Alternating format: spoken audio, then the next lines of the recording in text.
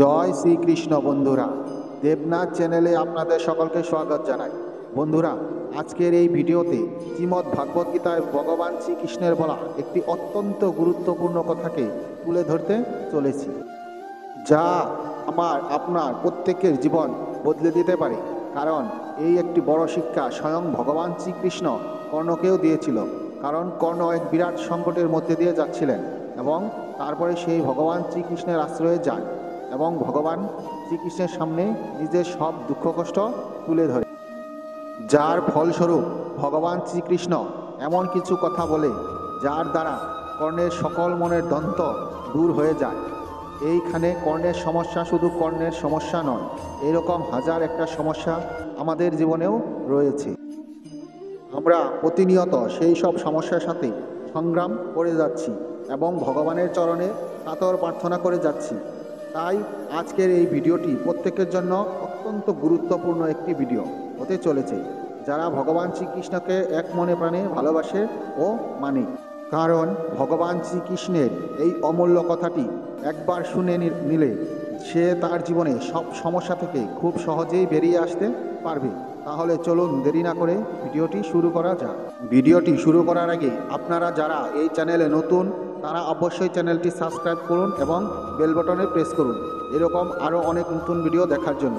ভিডিওটি দেখে যদি ভালো লাগে তাহলে অবশ্যই একটি লাইক করবেন এবং সবাইকে শেয়ার করবেন, যাতে তারাও ভিডিওটি দেখে উপকৃত হয় এবং কমেন্টে জয় শ্রীকৃষ্ণ লিখতে ভুলবেন না। এবার চলুন জেনে নেওয়া যাক সেই অমূল্য কথাটি। মহাভারতে কর্ণ শ্রীকৃষ্ণকে নিজের কথা, নিজের সমস্ত সমস্যা বলেছিলেন। প্রথমে কর্ণ ভগবান শ্রীকৃষ্ণকে বলেছিলেন যে আমার মা জন্মার পরে আমাকে ত্যাগ করে দিয়েছেন। এটা কি আমার অপরাধ ছিল যে আমার জন্ম একজন অবৈধ বাচ্চার মতো হয়েছে? দ্বিতীয় কথায় কর্ণ ভগবান শ্রীকৃষ্ণকে বলেছিলেন যে আচার্য দ্রোণাচার্য আমাকে শিক্ষা দেওয়ার জন্য বারণ করেছিলেন, কারণ আমি ওনার নজরে একজন ক্ষত্রিয় নই। এটা কি আমার অপরাধ? তৃতীয় কথায় কর্ণ বলেছিলেন যে দ্রৌপদীর স্বয়ংবরে আমাকে অপমানিত করা হয়েছিল, কারণ আমি রাজ পরিবারের অংশ নই। এটা কি আমার অপরাধ? এই সবের জন্য আমাকে বারবার অপমানিত করা হয়েছে। এই সব কথার উত্তরে ভগবান শ্রীকৃষ্ণ বলেছিলেন, হে কর্ণ, তুমি মন দিয়ে আমার কথা শুনো। আমার জন্মটা একটা কারাগারের মধ্যে হয়েছিল। আমার জন্মানোর মাত্রই মৃত্যু আমার জন্য অপেক্ষা করছিল। সেই রাতে আমার জন্ম হয়েছিল, সেই রাতেই মা বাবার থেকে আমাকে আলাদা হয়ে যেতে হয়েছে। যেখানে গিয়ে আমি পৌঁছেছিলাম সেখানে আমাকে সমস্ত কাজ করতে হয়েছে, যা গ্রামীণ ক্ষেত্রে করতে হয়। গরুর গোবর আমাকে হাত দিয়ে তুলতে হতো। আমি যখন ছোট ছিলাম, যখন চলতে পারতাম না, তখন আমার উপর বারংবার প্রাণঘাতী হামলা হয়েছে। ছোটবেলায় না আমার কাছে কোনো শিক্ষা ছিল, না কোনো গুরুকুল ছিল, না কোনো প্রসাধন ছিল, আর না কোনো বিশাল সেনাবাহিনী ছিল, কিন্তু তাও আমার মামা আমাকে তার সবচেয়ে বড় শত্রু বলে মনে করত। তারপর জরাসন্ধের প্রকোপের কারণে আমাকে দ্বারকায় গিয়ে বসবাস করতে হয়েছে। আমার জীবনেও পরপর অনেক পরীক্ষা দিতে হয়েছে। আমার সাথেও অনেকবার অন্যায় হয়েছে। জীবনে কতবার অন্যায় হয়েছে এটা গুরুত্বপূর্ণ নয়, বা জীবনে কতবার অপমানিত করা হয়েছে এটাও গুরুত্বপূর্ণ নয়, বরং আপনি সেই অপমানের জবাব কিভাবে দিচ্ছেন সেটাই বেশি গুরুত্বপূর্ণ। আপনার কাছে জ্ঞান থাকে, সেটা আপনাকে ব্যবহার করতে হবে আর সব পরীক্ষা পার করে এগিয়ে যেতে হবে, কারণ ভগবানের জীবন কখনো সরল ছিল না। ষষ্ঠম অধ্যায়ের পঞ্চম শ্লোকে ভগবান শ্রীকৃষ্ণ বলেছেন, নিজের দ্বারা নিজেকে এই সংসার সাগরের থেকে, সমুদ্রের থেকে উদ্ধার করুন এবং নিজেকে অধগতির মধ্যে ফেলে দেবেন না। ভগবান শ্রীকৃষ্ণ বললেন যে আমরা স্বয়ং আমাদের আত্মার মিত্র ও শত্রু। আরও একটু বুঝিয়ে বলা যায় যে নিজের দ্বারা নিজেকে উদ্ধার করুন এবং নিজের আত্মাকে অধোগতির দিকে নিয়ে যাবেন না।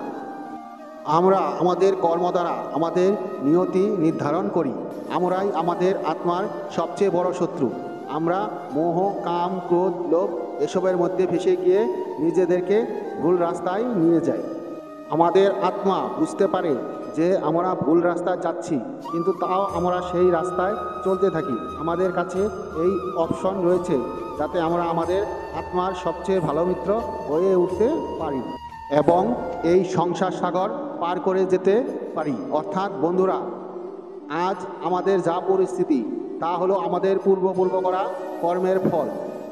কিন্তু আজ যদি আমরা হতাশ হয়ে বসে পড়ি তাহলে আমরা ভবিষ্যতের জন্য ভালো কিছু করতে পারবো না।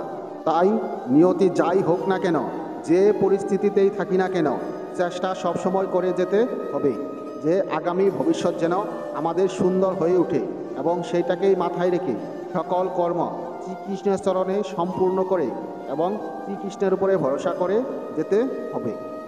ভগবানের কৃপা থাকলেই অবশ্যই সব সমস্যা থেকে বেরিয়ে সুন্দর জীবন উপভোগ করা যেতে পারে। এই ছিল ভগবান শ্রীকৃষ্ণের বলা সেই অমূল্য কথা। বন্ধুরা, আজকের ভিডিওটি এই পর্যন্তই। যদি ভিডিওটি ভালো লেগে থাকে তাহলে চ্যানেলটিকে প্লিজ সাবস্ক্রাইব করে পাশে থাকুন। হরে কৃষ্ণ।